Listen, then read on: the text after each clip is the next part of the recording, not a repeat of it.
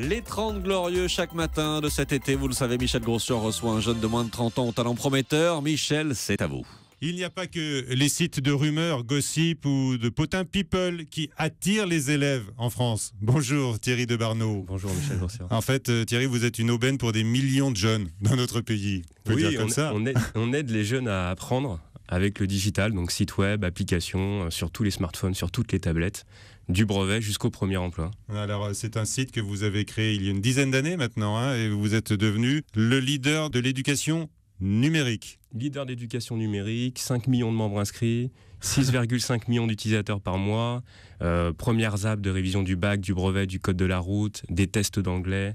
Ouais. Voilà, donc on couvre vraiment toutes les thématiques liées à l'éducation sur le digital. Et vous venez de vivre, enfin il y a quelques semaines, évidemment, votre période d'affluence record avec les révisions pour le brevet et pour le bac. Oui, alors en moyenne, on estime qu'il y a 2 lycéens sur 3 qui révisent grâce au produit DigiSchool. Et c'est vrai que pour nous, c'est une période très intense. On passe notre bac et notre brevet toutes les années avec les équipes. Donc les profs corrigent les sujets du bac en live. Vous nous confirmez que le niveau baisse ? Honnêtement, le niveau reste assez stable. Après, il y a peut-être quelques baisses dans certaines matières, mais nos jeunes sont quand même pleins de talent et il faut les mettre en avant plutôt que les dégrader. Bien sûr, bien sûr. Mais en fait, vous êtes quoi ? Une sorte d'immense cours de rattrapage ? Alors, cours de rattrapage, non, pas forcément, parce qu'on aide les jeunes tout au long de leur parcours en classe. On les aide à avoir les meilleures notes possibles. Et effectivement, après, il y a certaines personnes qui ont des difficultés, qui utilisent le digital pour à rattraper leurs difficultés et avoir quelque chose d'un peu plus fun pour réviser et pour apprendre. Alors, on a envie de savoir concrètement comment ça se passe. Par exemple, pour un élève de terminale ou de première, comment est-ce qu'il peut utiliser vos outils ? Qu'est-ce que vous lui proposez ? Par exemple, l'application du bac, je vais pouvoir accéder à l'ensemble des fiches de révision du programme de l'éducation nationale, fait par des profs. Je vais pouvoir m'entraîner avec des quiz, consulter toutes les annales, sujets et corrigés. Pareil, les corrigés faits par des profs.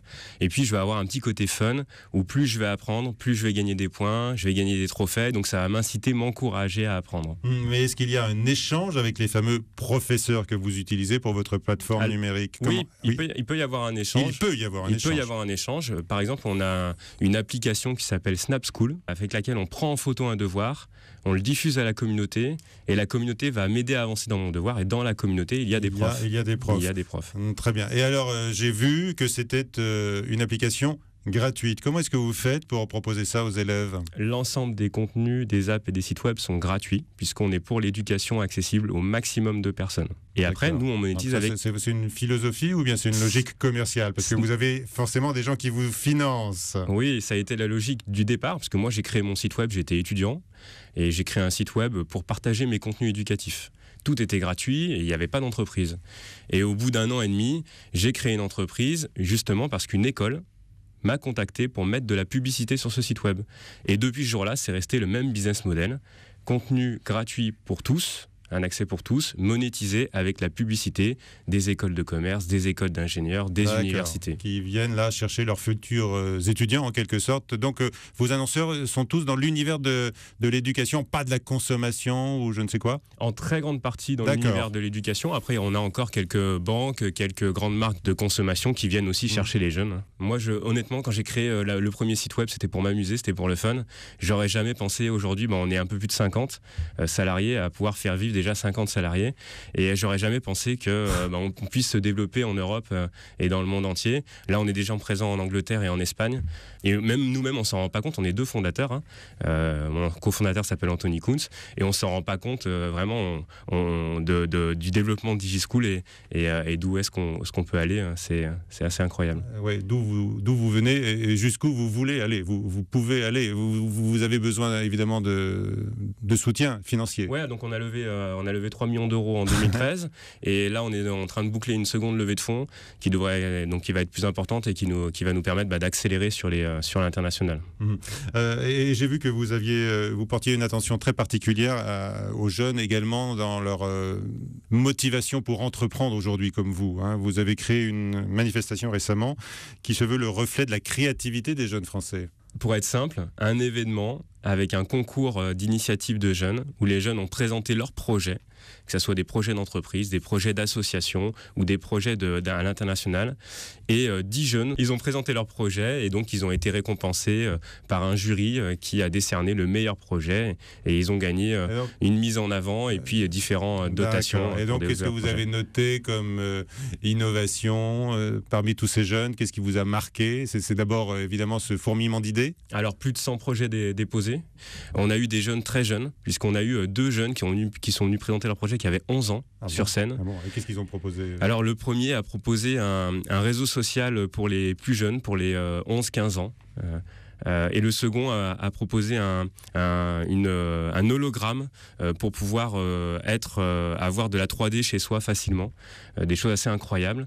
Donc voilà, des projets de personnes très jeunes. Et puis des projets beaucoup plus innovants, comme un drone d'assistance médicale qui a été présenté aussi. Donc vraiment des choses très intéressantes. Vous êtes bluffé par les nouvelles générations, vous qui avez déjà 10 ans d'ancienneté dans le métier, j'ai envie de dire. Ils vont beaucoup plus vite que moi je suis allé.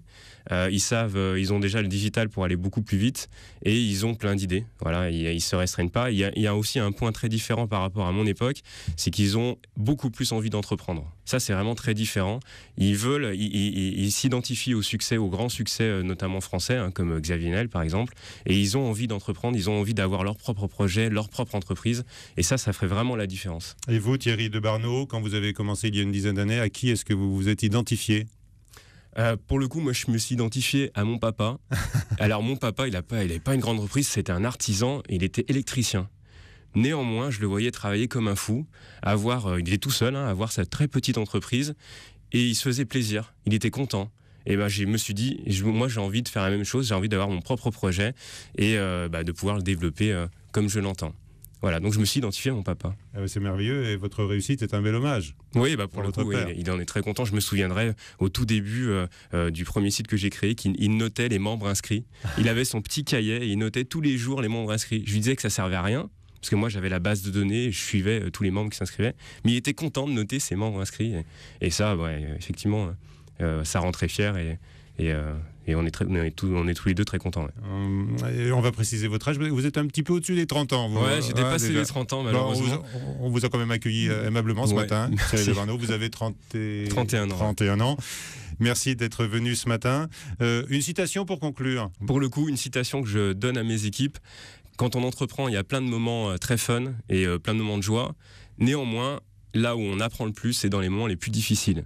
Et ce que je dis à mes équipes, c'est dans l'adversité, ne jamais lâcher.